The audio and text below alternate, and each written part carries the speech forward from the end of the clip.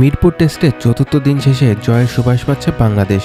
কারণ 509 রানের বিশাল লক্ষ্যে ব্যাট করতে নেমে 176 রানে 6 উইকেটে হারিয়েছে আয়ারল্যান্ড। পঞ্চম দিনে তাদের প্রয়োজন আরও 333 রান, আর বাংলাদেশের দরকার মাত্র 4টি উইকেট। বাংলাদেশের প্রথম ইনিংসে 476 রানের পর দ্বিতীয় ইনিংসে 4 উইকেটে 297 রান তুলে ইনিংস ঘোষণা করে, আর মুমিনুল 87 রানে থেমে যায়। শততম টেস্টে সেঞ্চুরির পর দ্বিতীয় ইনিংসে 50 তুলে ইতিহাস গড়েছেন Mushfiqur Rahim.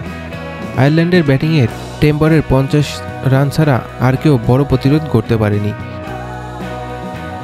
Asia cup rising স্টার্সে রোমাঞ্চে ভরপুর সেমিফাইনালে বাংলাদেশ 195 রানের লক্ষ্য দেয় ভারতকে, আর মূল ম্যাচ শেষ হওয়া পর্যন্ত দুই দলই করে 194 রান।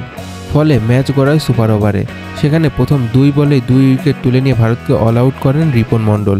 মাত্র 1 রানের লক্ষ্য পায় বাংলাদেশ। সুপার ওভারে ইয়াসিন আলী বড় শট খেলতে গিয়ে ক্যাচ দিলেও দ্বিতীয় বলে হোয়াইট করায় জয় নিশ্চিত হয় বাংলাদেশের, আর তাতেই ফাইনালে জায়গা করে নেয় আকবর আলীর দল। এর আগে ভারতের শেষ 3 ওভারে দরকার ছিল মাত্র 39 রান, তবে রিপনের দুর্দান্ত বোলিং আর রাকিবুল হাসানের শেষ ওভারের লড়াইয়ে ম্যাচ টাই হয়।